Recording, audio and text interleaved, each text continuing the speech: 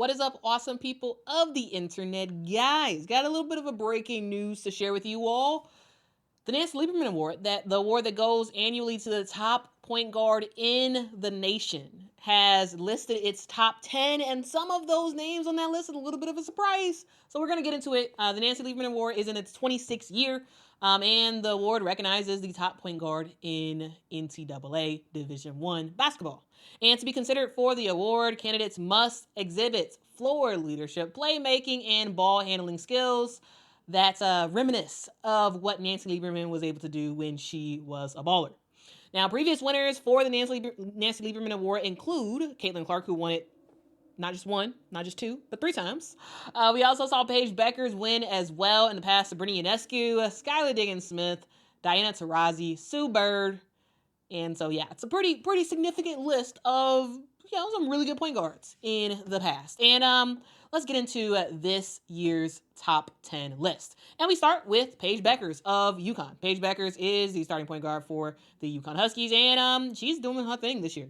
19 points a game on average, 4.2 rebounds a game, 4.2 assists a game, shooting 54% from the field. Overall, Paige is having a good year. Now, is it as good of a year as some people were trying to say?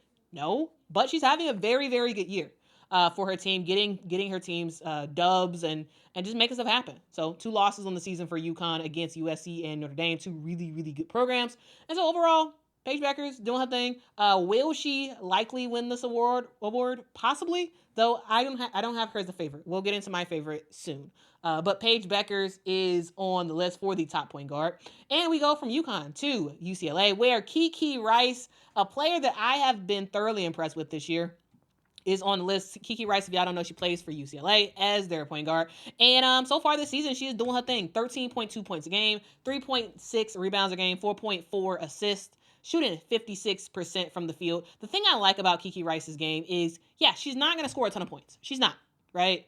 She's not going to score a ton of points. That's not something that I totally expect from her. But what I do expect is really good ball play.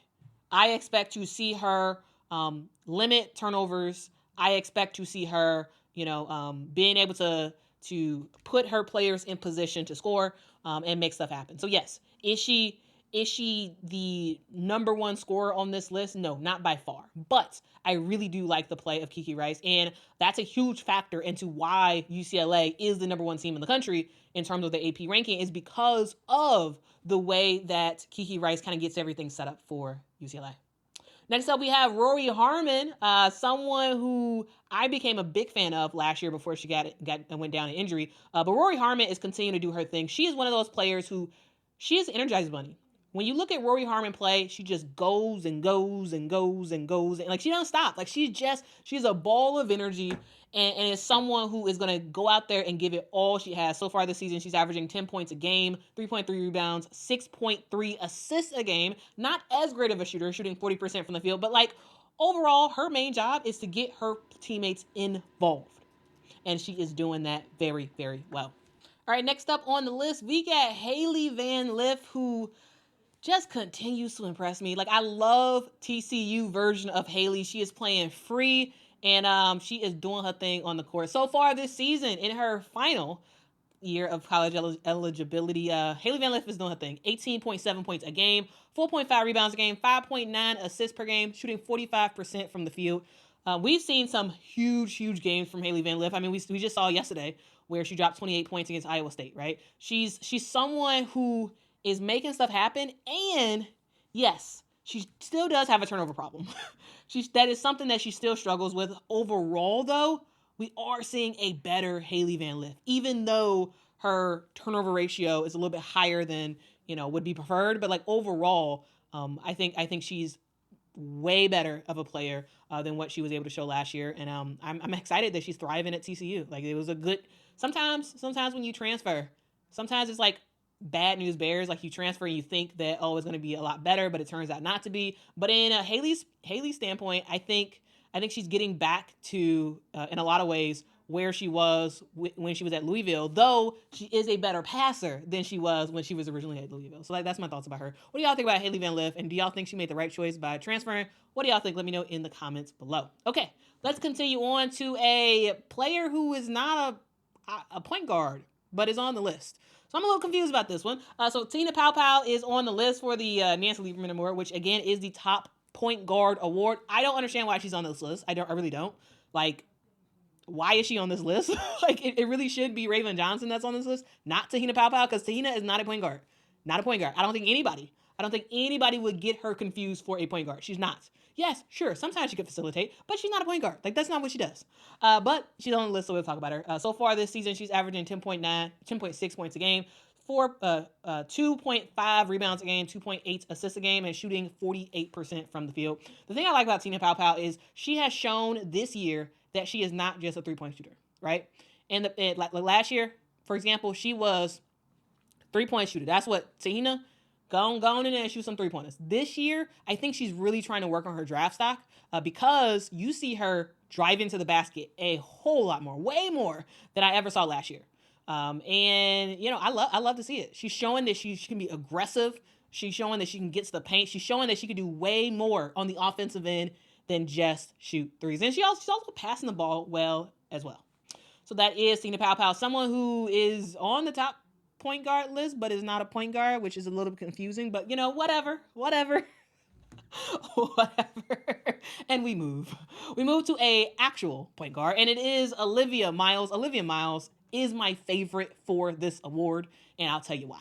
So far this season, she's averaging 16.4 points a game, 5.9 rebounds a game, 6.5 assists a game. She's shooting 52% from the field. The thing I love about Olivia Miles is her ability to make her teammates better.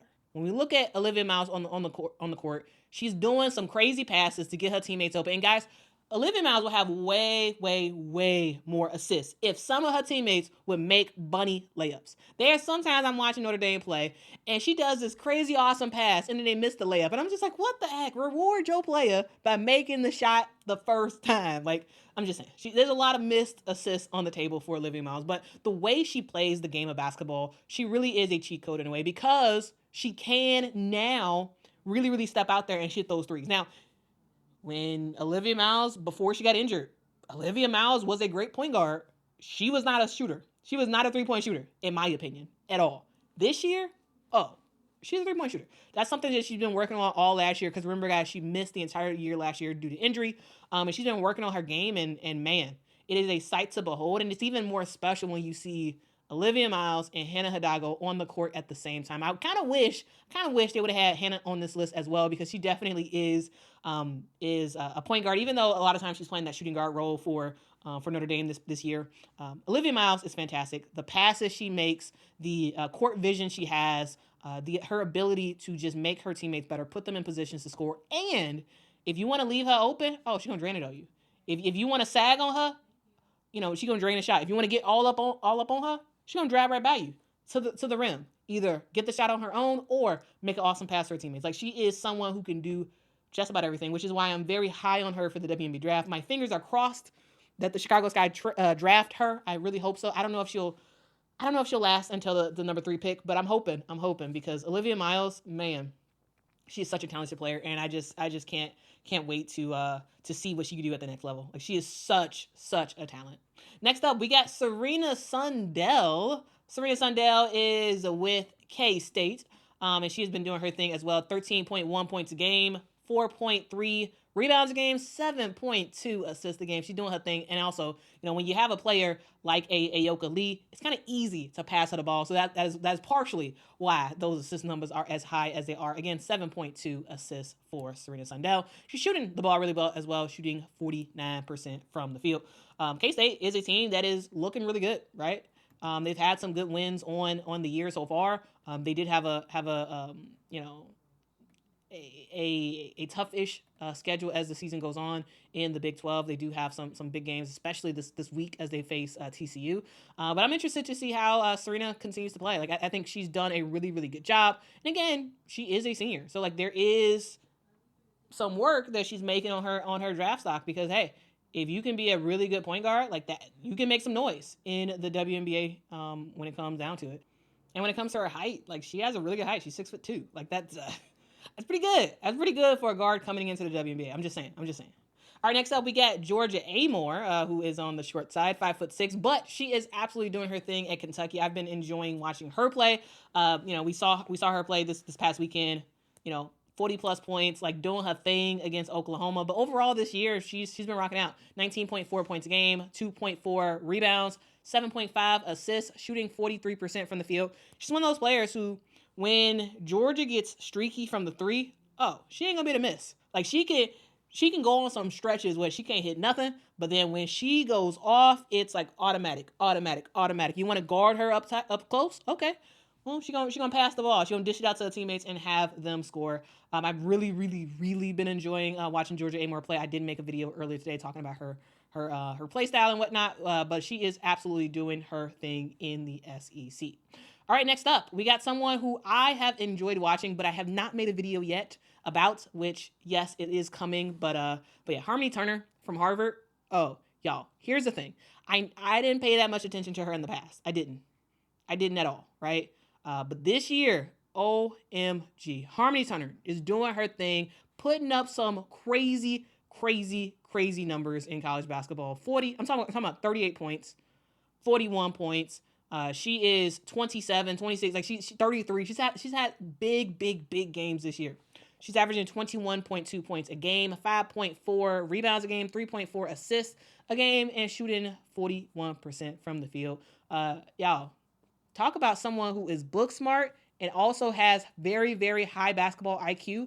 That is Harmony Turner. Yes, she plays in the Ivy League. Yes, the Ivy League is not as tough as a lot of these other leagues, which is why I don't have her as a favorite to win this award, because just of the competition that she's playing against. But like, Harmony is the real deal. I'm enjoying watching her play, and I just can't wait to see that continue. All right, and we are at the last of the 10 finalists for this award, and we have Katie Dinnebier from Drake. Now, y'all probably have never heard, maybe some of y'all.